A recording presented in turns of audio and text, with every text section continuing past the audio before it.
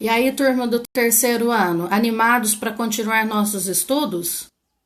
A semana 3 do PET 1 traz o assunto de equilíbrio químico. Lá em física, a gente estuda equilíbrio dinâmico e equilíbrio estático. Vamos ver na química como que a gente define esse equilíbrio. Vamos só entender o que significa primeiro equilíbrio estático para fazer uma comparação.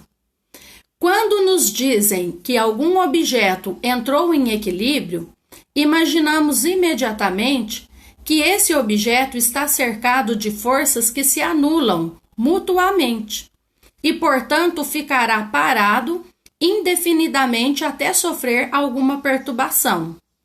Esta definição de equilíbrio estático, utilizamos uma balança de 2 pratos, que para essa balança estar em equilíbrio, nós temos que ter a mesma massa de um prato e a mesma massa do outro prato da balança. As massas devem ser iguais. Se a gente apresentar massas diferentes, nós vamos ter o desequilíbrio desta balança, os pratos não vão estar no mesmo nível.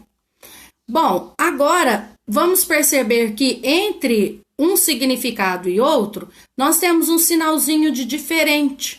Então, quer dizer que o equilíbrio químico não tem o mesmo significado de equilíbrio estático, que o exemplo é a balança de 2 pratos. Equilíbrio químico, quando o objeto ou fenômeno em estudo está sempre em constante movimento. Existem 2 ou mais ações que ocorrem contínua e ininterruptamente. Nesse caso, a situação de equilíbrio é dinâmico. Na química, nós vamos ter sempre uma reação, onde os reagentes vão formar produto e depois esse produto pode voltar à substância inicial, que são os reagentes. Vamos ver alguns exemplos de equilíbrio no cotidiano. Não sei se vocês já ouviram falar do galinho do tempo. O galinho do tempo, ele age de acordo com a umidade do tempo. Esse galo, ele pode ser rosa ou azul, não que você compra ele nessas cores. Vai depender da umidade do tempo para ele adquirir a cor rosa ou a cor azul. Em dias secos, o galinho perde água e ele fica azul. Em dias úmidos, ele absorve água do meio ambiente e ele fica na cor rosa. Então, não tem como você comprar o galinho de uma cor ou de outra. Vai depender da umidade do tempo.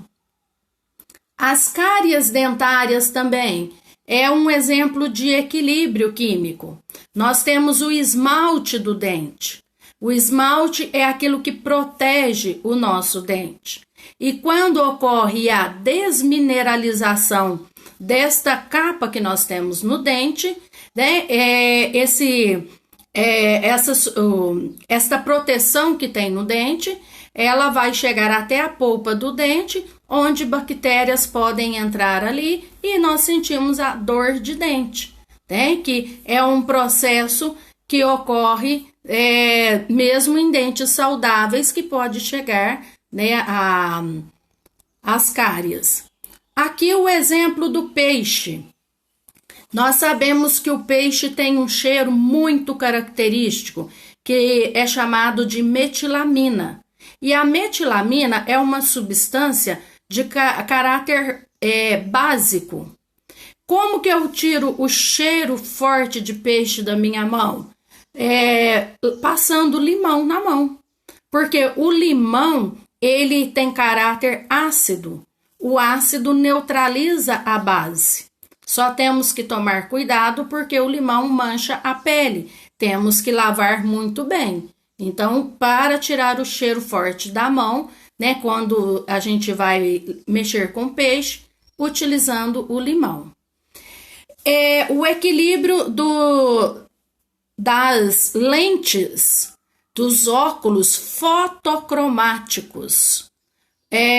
Quando você está num lugar claro, a aparência do óculos é clara, porque eu tenho ali o cloreto de prata agindo. Quando a gente está num lugar que tem a luz solar, por exemplo, né? A aparência escura do óculos é porque ocorreu uma reação química com a ação da luz que vai separar a prata e o cloro, deixando esse óculos escuro. O supercongelamento de bebidas engarrafadas. Você pega uma cerveja, um refrigerante e na hora que você abre ele congela. Chamamos de supercongelamento. É um equilíbrio químico do ácido carbônico que tem dentro a parte gasosa do refrigerante e ele vai entrar com a mudança de temperatura e de pressão, vai ocorrer o supercongelamento. Aqui, um exemplo de equilíbrio químico aplicado ao cotidiano é o de uma garrafa de refrigerante, qualquer bebida gaseificada. Em uma garrafa de refrigerante, há a decomposição e a formação de ácido carbônico. O ácido carbônico é o H2CO3. Ele pode ser decomposto em água e gás carbônico.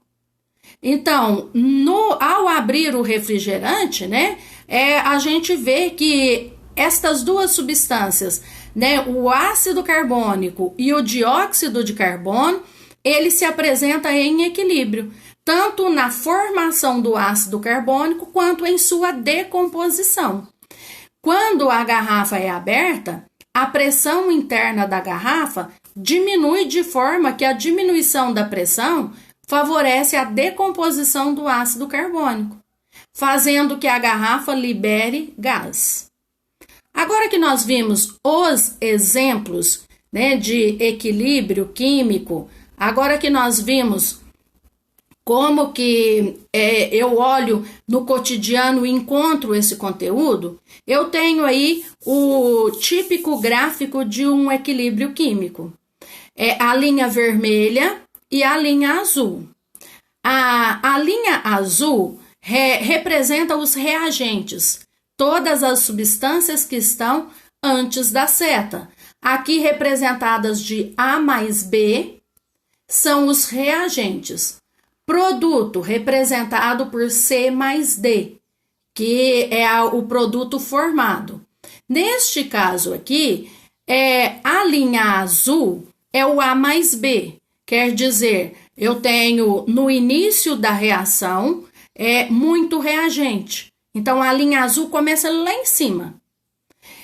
E a linha vermelha é o produto. Começa a reação, começa a formar produto. Verifiquem que a linha vermelha, ela começa aqui no ponto zero. Eu tenho muito reagente, o reagente vai descendo a curva, porque o reagente, a tendência dele é ocorrer a reação e ele diminuindo quantidade de reagente.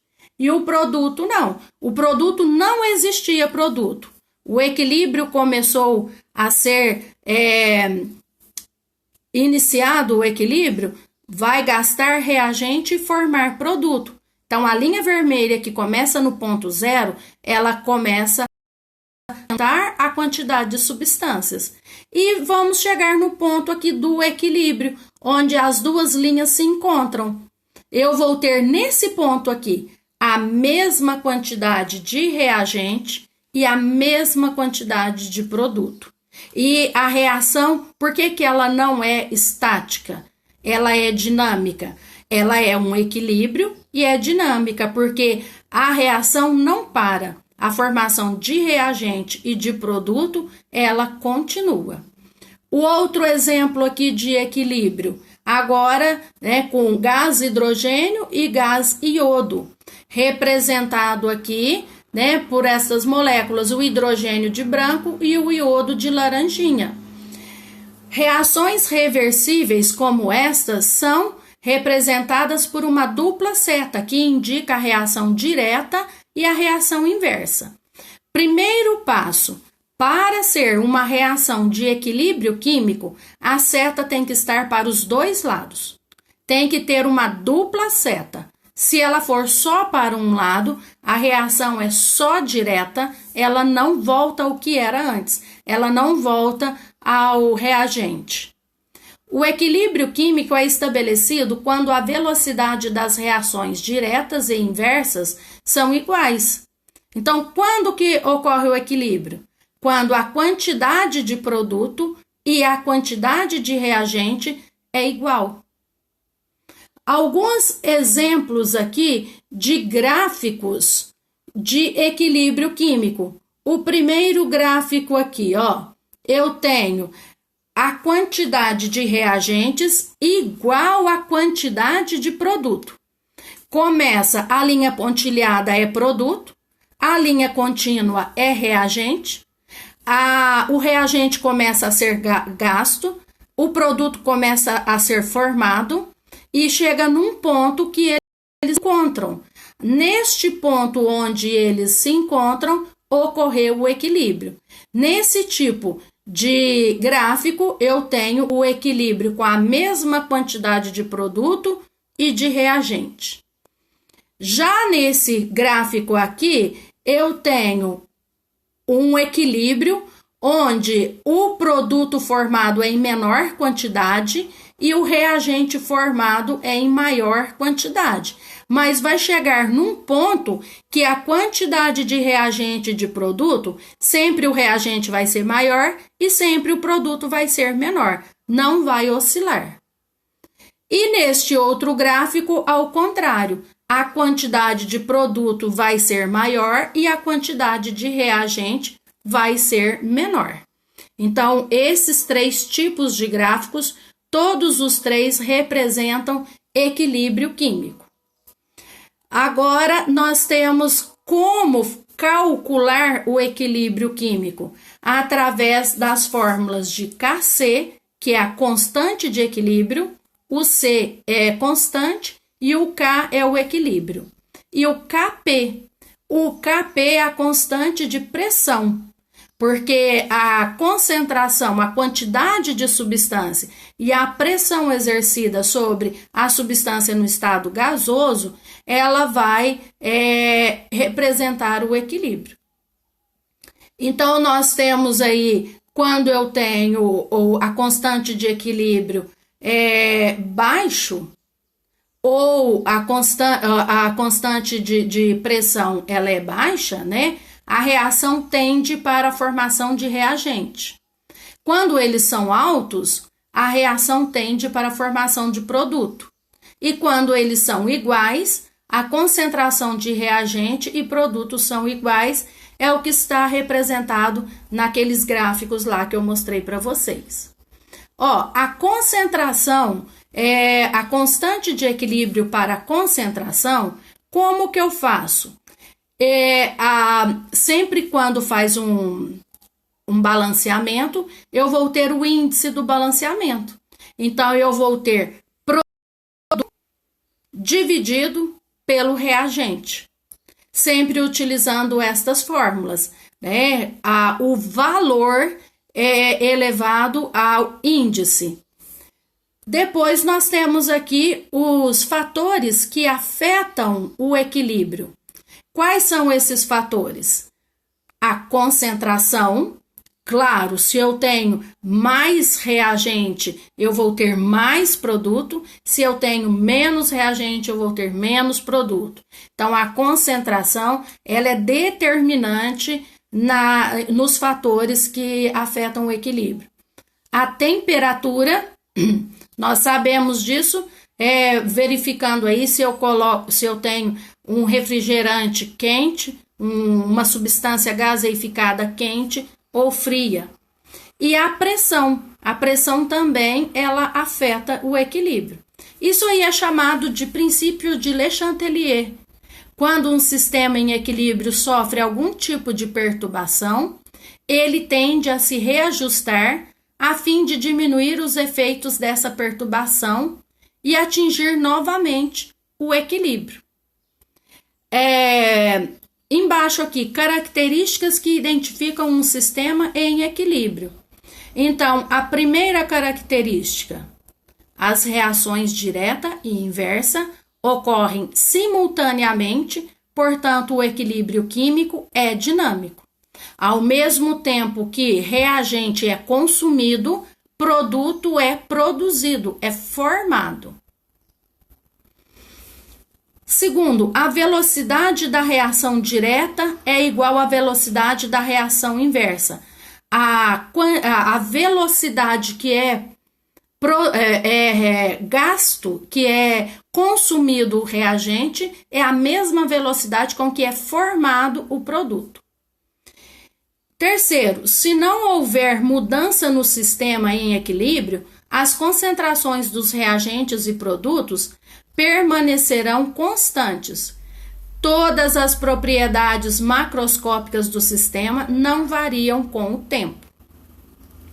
Então, a concentração, se eu não coloco ali mais reagente, isso não vai mudar o equilíbrio, a quantidade de formação de produto. Quarto, esse tipo de equilíbrio é obtido somente em sistemas fechados, isto é, sistemas em que tanto a matéria quanto a energia não são introduzidas vidas. Não há troca